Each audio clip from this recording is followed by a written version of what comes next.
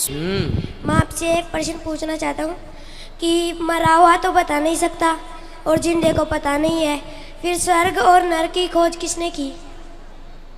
नरक और स्वर्ग की खोज किसने की? हाँ। अच्छा, आपने महाराणा प्रताप को तो देखा होगा अपनी हाँ। आंखों से। आपसे मिले हैं महाराणा प्रताप? नहीं, किताबों में मिले हैं। किताबों में मिले हैं? जैसे आपको महाराणा प्रताप किताबों में मिले हैं, वैसे ही स्वर्ग नरक वेद पुराणों में मिले हैं। अब आप किताबों में लिखे महाराणा प्रताप को मानते हैं कि नहीं? हाँ। हाँ, उसी प्रकार स्वर्ग नरक हमने किसी ने देखा नहीं, मानते हैं इतिहास सबसे बड़ा गवाह होता है। उसी प्रकार वेद पुराणों से बड़ा कोई गवाह हो नहीं सकता। हमको लगता है कि ऐसा कुछ नहीं है, क्योंकि अगर स्वर्ग और नर्क है तो कौन देखा है, कौन जाके आया है और कहां पर है वो? अगर कोई गया है या किसने बोला है, मेरा माथा काम नहीं करता है।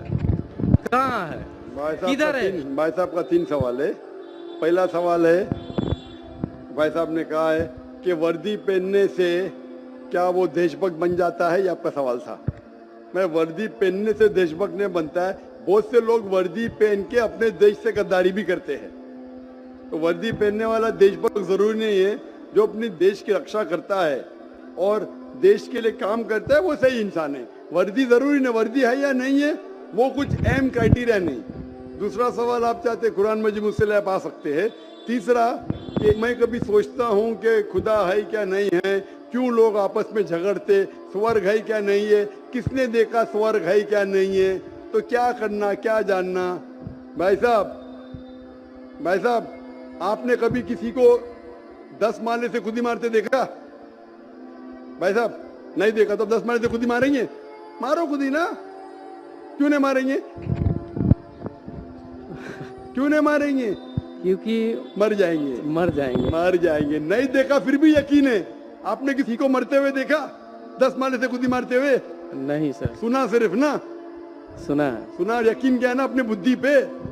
तो ये चीज सब चीज देखना जरूरी नहीं। मैं स्वर्ग को देखूंगा तो ही मानूंगा। क्या आपको अमेरिका जाना जरूरी है मानने के लिए अमेरिका है क्या? नहीं। आज टेक्नोलॉजी बढ़ चुकी है भाई साहब। आप 10 माले से खुदी मार के एक आदमी को मरते देखेंगे फिर ही बोलेंगे अच्छा 10 माले से खुदी मारेगा तो इंसान मर जाएगा। ये जरूरी नहीं देखना। अपने बुद्धि से आपको इम्तिहान लेने पड़ेगा, क्या बात सच है क्या बात गलत है। जो आप जब पढ़ते हैं, जो शास्त्र पढ़ते हैं, जो आपकी बुद्धि को नहीं संतुष्ट करता है आप उसमें नहीं मानते, तो ऐसे शास्त्र पढ़ो जो आपकी बुद्धि को मनवाएगा। और मिसाल के तौर के ऊपर कुरान मजीद, आज अगर आप साइंस और टेक्नोलॉजी के हवाले से कुरान मजीद चेक करते, कुरान मजीद में एक भी आयत नहीं जो साइंस के खिलाफ है। मिसाल के तौर पे साइंस ने ये साबित नहीं की कि स्वर्ग है या नरक है, बराबर। साइंस ने ये भी नहीं साबित की कि दूसरी जिंदगी है, पुनर्जन्म, लाइफ आफ्टर डेथ। लेकिन अगर 80% 100% सही है, 20% डाउटफुल है, नीदर राइट नीदर रॉन्ग, मेरी लॉजिक कहती है कि इंशाअल्लाह ये 20% भी सही रहेंगी। ये अंधविश्वास नहीं है, ये लॉजिकल विश्वास है।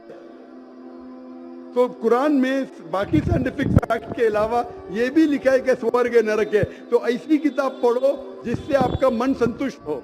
आप कुरान मजीद पढ़ो, इंशाअल्लाह आपको यकीन आएगा स्वर्ग और नरक में। आप आके कुरान मजीद ले सकते भाई साहब। सर, स्वामी विवेकानंद बोलते हैं कि स्वर्ग और नर्क अपना दिल में है, तो ये कैसे बोल दिया? ये बहुत बड़ा पंडित है। स्वामी विवेकानंद के खुदा है क्या? आप वेद की बात मानेंगे, स्वामी विवेकानंद की बात मानेंगे? सर, हम लोग यंग तो बहुत उसको फॉलो करते हैं। अगर कोई आदमी ने गलत किया, इंसान गलती कर सकता है क्या नहीं? इंसान गलती कर सकता है क्या नहीं?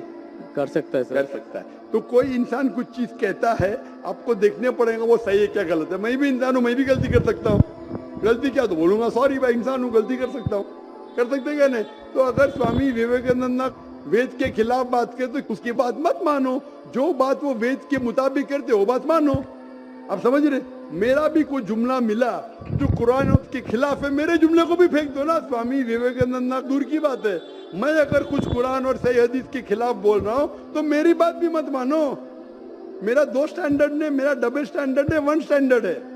जो खुदा ने बोला, खुदा की किताब को मानो, उसके ऊपर अमल करो। लोग अक्सर आपको खुदा की किताब से दूर लेके जाते। मैं यहाँ आया हूँ लोग को खुदा की किताब के नजदीक लेके आने के लिए।